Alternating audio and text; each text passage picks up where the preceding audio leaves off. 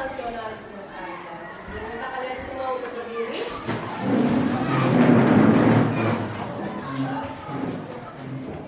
Kita akan menyanyikan lagu nasional dari Sabang sampai Merauke. Semua tahu kan? Tahu.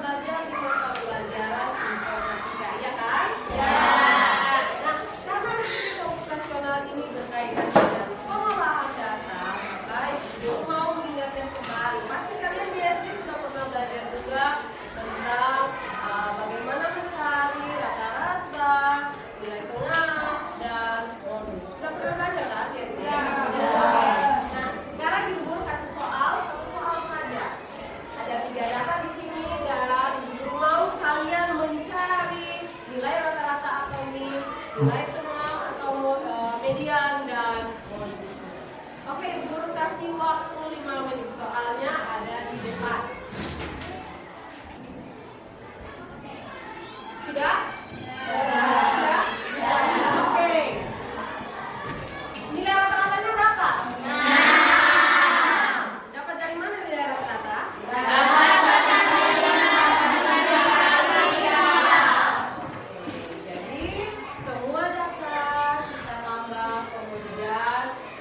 Dengan banyaknya data hasilnya adalah 6. Kemudian medianya atau nilai tengahnya berapa? 5. Dan terakhir modusnya berapa? 5. Modus itu apa? Atau nilai yang paling. Oke, nah itu sedikit pengenalan kembali tentang pengolahan data. Nah, tujuan pembelajaran kita hari ini ada 2. Yang pertama, setelah kalian mempelajari tentang pola berpikir komputasional, kalian bisa memahami apa itu pola berpikir komputasional. Kemudian tujuan yang kedua, kalian bisa menerapkan pola berpikir komputasional dalam pemecahan masalah yang berkaitan dalam kehidupan sehari-hari. Jadi itu 2 tujuan pembelajaran kita hari ini. Kemudian ada juga manfaat dari kalian belajar pola berpikir komputasional. Ada 4 manfaat di sini. Yang pertama, bisa melatih kemampuan berpikir kalian. Jadi kemampuan berpikir kalian akan dilatih supaya lebih terstruktur dan lebih logis. Itu yang pertama. Manfaat yang kedua, bisa membantu kalian untuk merencanakan sesuatu secara efektif dan efisien. Yang ketiga, bisa membuat kalian menjadi pemecah masalah yang lebih baik. Dan yang keempat, bisa meningkatkan kreativitas dalam mencari solusi terhadap suatu. Itu 4 manfaat kalian belajar tentang pola berpikir profesional. Nah, di sini ada soal.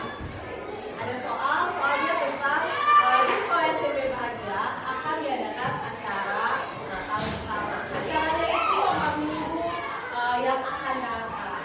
Kalau kalian dipilih sebagai ketua panitia dari kegiatan ini, apa yang akan kalian buat? Kemudian untuk acara ini bisa berjalan dengan baik, apa yang akan kalian lakukan?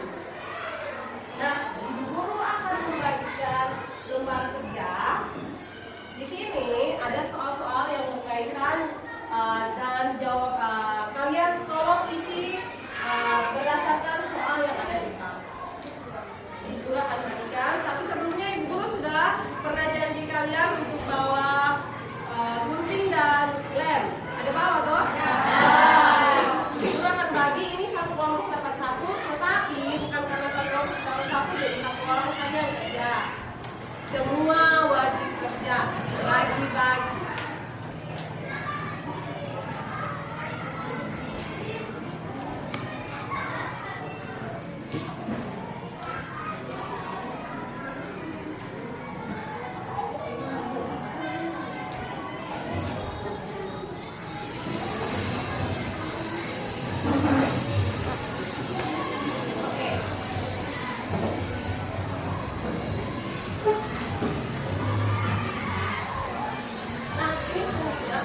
Jadi kalian baca itu seluruh lembar kerja dulu, baca terus dia punya soal, kemudian bagi-bagi karena di dalam kelompok ada beberapa orang, ada 5-6 orang kan, jadi bagi satu orang kerja berapa soal. Sudah, setelah itu baru gabungkan ke dalam LKPD untuk jawab pertanyaan-pertanyaan yang ada di dalam. Nah, di sini ada 2 halaman yang perlu kalian ikuti. Jadi di halaman yang pertama di bagian bawah kotak-kotak yang dikunci untuk kamu kutip, di belakang juga ada 2. Terus kamu tempel di tabel yang ada di lembar ketiga. Tapi bukan hanya itu saja yang kalian kerja, ada soal-soalnya juga. Soal di bagian depan, ada soal yang di bagian A dan soal yang di bagian C di lembar yang terakhir. Sudah? Waktu lagi sudah. Ibu kasih waktu. Ada soal yang kurang jelas bisa langsung tanya ke ibu. Silakan mulai kerja. Untuk nama kelompok di sini buku lagi. Kelompoknya pakai nomor. Ini kelompok 1, kelompok 2, kelompok 3, kelompok 4 dan yang paling ujung kelompok 5. Tulis nama kelompok dan nama anggota kelompok baru mulai jawab pertanyaan.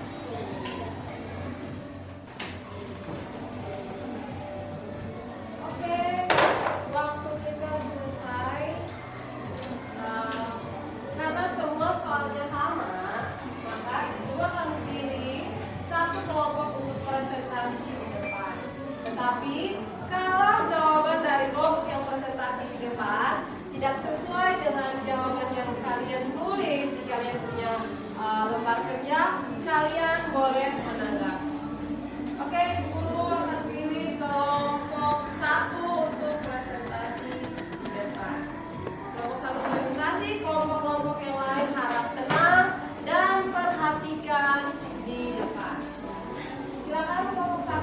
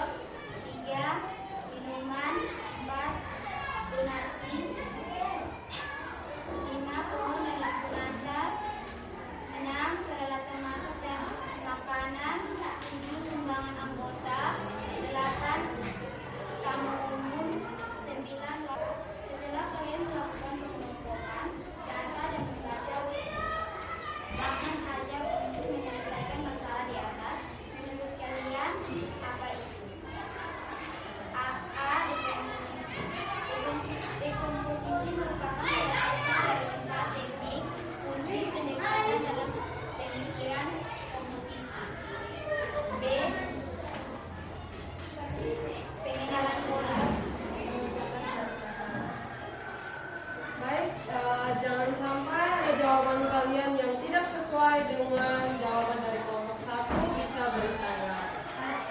Oke, dari kelompok berapa? Kelompok 5. Silakan, kelompok berapa? Oke, apa itu? Di bagian pengenalan pola, kalian lupa menuliskan makanan. Makanan dan susunan acara di pengenalan pola.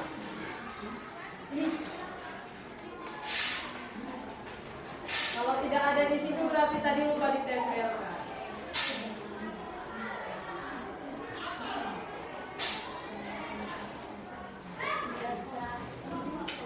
Berarti tadi lupa tempel. Oke, silakan dilengkapi. Silakan dilengkapi. Apa tadi? Apa tadi? Makanan dan susunan acara.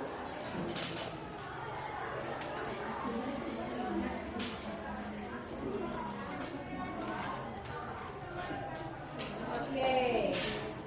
Terima kasih untuk kelompok 1 yang sudah presentasi. Kemudian kelompok 4 dan kelompok 5, kelompok 3 kelompok 3 dan kelompok 5 yang sudah memberikan tanggapan.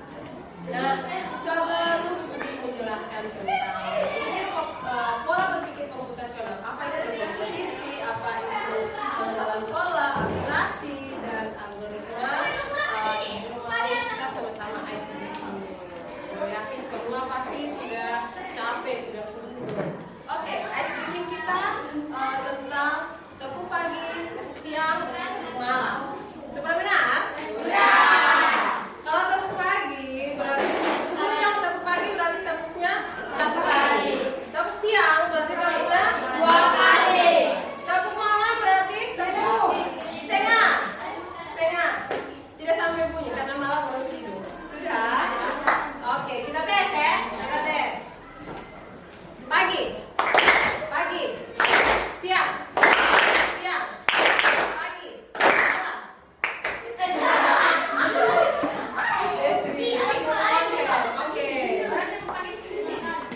Oke, silakan satu kali saja. Kita betul-betul. Siang. Tadi itu yang kalian kerjakan, diskusi, kemudian yang kalian presentasi itu adalah tentang berpikir komputasional. Nah, berpikir komputasional itu sendiri adalah di sini dia bilang suatu metode atau cara berpikir yang memecahkan masalah rumit secara metodis, efisien, dan logis. Jadi berpikir komputasional ini adalah cara berpikir kalian. Nah, ini bisa diterapkan di manusia, bisa diterapkan di robot, atau juga bisa di keduanya, manusia dan robot. Nah, di sini dia bilang juga, ini adalah keterampilan dasar yang berguna untuk semua orang, bukan hanya untuk programmer. Jadi berpikir komputasional ini bukan hanya untuk seorang programmer yang bikin program-program saja, tapi umumnya itu untuk kita semua. Nah, di berpikir komputasional ada 4 pilar yang tadi kalian sudah gunting dan tempel di dalam lembar kerja kalian tadi. Ada dekomposisi, ada pengenalan pola, ada abstraksi, dan juga ada algoritma. Nah, kira-kira itu tuh apa saja? Dia punya arti itu apa? Nah, kita mulai dari dekomposisi. Tadi di lembar kerja kalian itu tentang bagaimana sikap tindakan kalian sebagai seorang panitia kalau misalnya kalian dikasih tugas untuk bikin acara. Pasti kalian akan bikin susunan acaranya. Apa-apa saja yang harus disiapkan. Nah, di sini dekomposisi. Dekomposisi itu adalah proses untuk membagi masalah yang rumit menjadi komponen-komponen yang kecil dan lebih mudah dikelola. Jadi masalah yang besar tadi tentang kegiatan yang besar itu kalian bikin menjadi masalah yang kecil yang mudah dikelola atau mudah dikerjakan. Nah, di sini tujuan dari dekomposisi itu sendiri adalah agar masalah itu mudah diselesaikan satu persatu. Jadi masalah yang besar tadi menjadi masalah yang kecil supaya kita lebih mudah kasih selesai itu masalah. Nah, contoh dari dekomposisi itu sendiri di dalam kehidupan sehari-hari adalah contohnya kita membuat nasi goreng. Nah, di dekomposisi kita akan menyiapkan, kita bagi masalah yang besar. Bagaimana cara membuat nasi goreng itu menjadi masalah yang lebih kecil, yaitu kita menyiapkan bahan, kita mengiris bumbu, kita goreng telur, dan kita campur semua bahan-bahan. Itu tentang dekomposisi. Pilar yang kedua ada namanya pengenalan pola. Jadi setelah kita kasih kecil itu masalah yang besar tadi, kita masuk ke pengenalan pola. Pengenalan pola ini sendiri adalah kemampuan untuk mengidentifikasi pola, tren atau paralel dalam data di antara masalah-masalah kecil yang telah dipecah. Tujuan dari pengenalan pola itu sendiri adalah untuk membuat solusi menjadi lebih efisien. Jika kita menemukan pola, kita bisa menyelesaikan masalah yang serupa dengan cara yang sama. Jadi kalau kita sekalian pola, masalah yang sama ini gampang saja. Contoh dalam kehidupan sehari-hari dalam pengenalan pola itu adalah buat nasi goreng yang tadi tuh. Kalau misalkan untuk bikin nasi goreng kita pakai tumis, berarti cara yang sama juga kita bisa pakai dalam bikin mie goreng misalnya. Itu pengenalan pola. Pilar yang ketiga itu namanya abstraksi. Nah, abstraksi sendiri itu prosedur menghilangkan data yang tidak relevan atau berlebihan dan fokus pada informasi yang penting. Kalau tadi kamu punya lembar kerja tadi di pengenalan pola, hal-hal yang tidak penting itu kalian hilangkan. Di sini tujuannya itu apa? Tujuannya supaya kalian tidak bingung dengan informasi yang terlalu banyak, supaya kalian bisa lebih fokus ke inti permasalahan. Contohnya, saat kalian mengendarai sepeda, berarti kamu cuma fokus di dayung sepeda saja. Kamu tidak fokus di bagaimana dia punya ban itu. Yang ketiga itu abstraksi.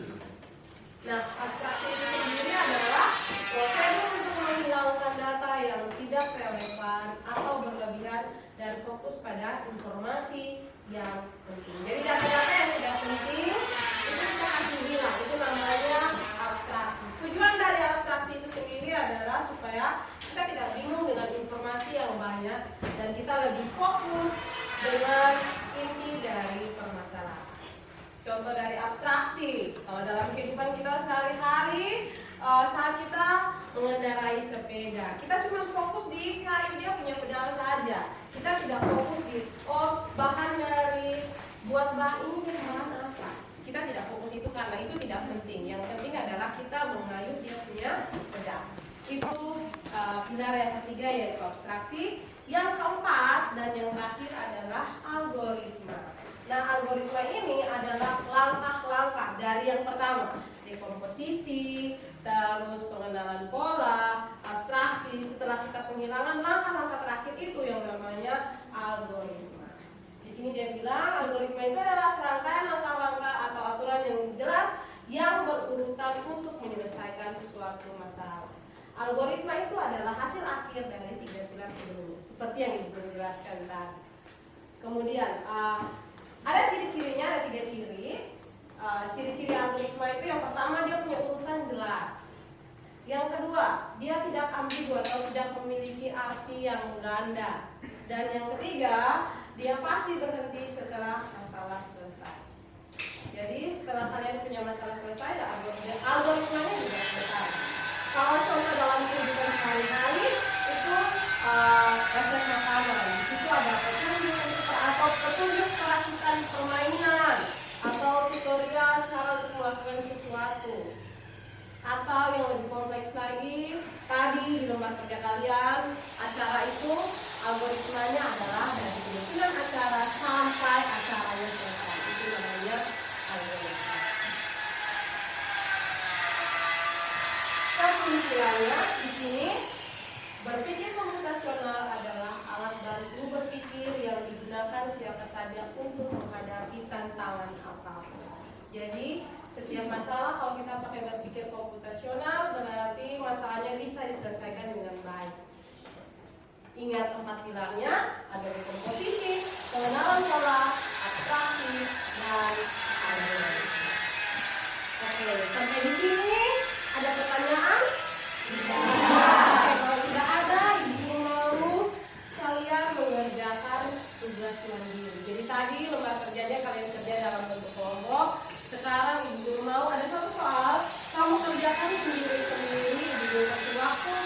gratis di buku. Silakan baca soal lengkapan dan kerjakan di buku latihan. Oke, yang sudah boleh kumpul satu-satu dari kelompok 1.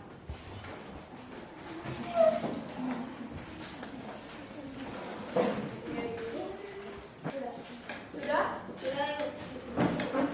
Riko sudah?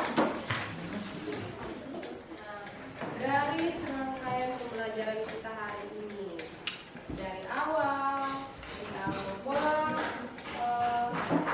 berpikir komputasional, ada yang belum kalian pahami? Sudah. Oke. Apakah pembelajaran hari ini menyenangkan? Ya. Menyenangkan di bagian mana? Algoritma. Oke. Ya, gunting-gunting, tempel-tempel. Ada bagian sulit yang belum kalian mengerti? Oke, berarti paham semua? Ya. Oke, ada yang bisa simpulkan pembelajaran kita hari ini? Apa itu dekomposisi? Apa itu algoritma? Apa itu pengenalan pola? Apa itu abstraksi? Ada yang bisa? Kan tadi kita sudah bahas sama-sama. Ada yang bisa? Hano, dekomposisi itu apa tadi?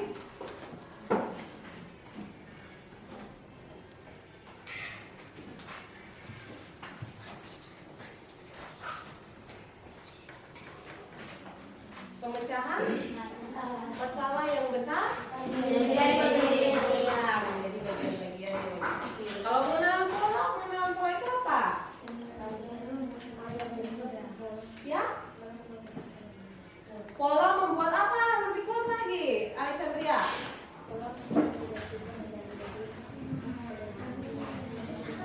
Oke, pola membuat masalah kita lebih mudah dipecahkan. Kalau abstraksi itu apa?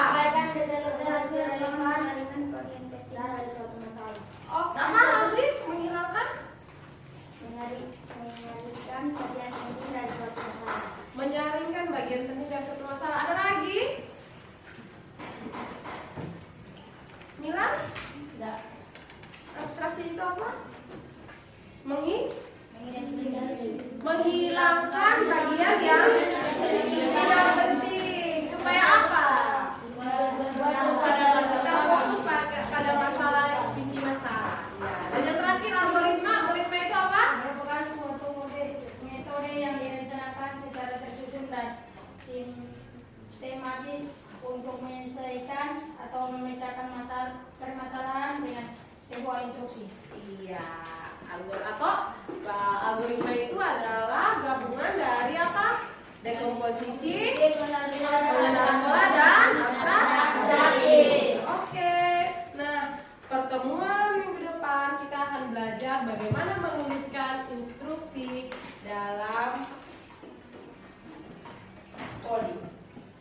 Jadi hari ini kita belajar tentang pola berpikir komputasional. Pertemuan berikut bagaimana kita akan belajar bagaimana kita menuliskan instruksi dalam coding. Nah, Ibu Guru minta sebelum menutup pembelajaran kita hari ini, Ibu Guru minta satu orang untuk pimpin kita dalam doa. Siapa yang juga doa? Alex. Oke, Alex. Doa yang baik. Teman-teman dan Ibu Guru, sebelum kita mengakhiri pelajaran kita, mari kita berdoa. Tuhan, terima kasih karena Engkau telah menuntun kami dalam pelajaran hingga akhir dengan baik. Tuhan, kini tiba saatnya kami akan mengakhiri pelajaran. Tuhan Yesus, mari memberkati kami, hingga kami pulang sampai di rumah dan di rumah. Dan saja dalam harapan kami. Amin.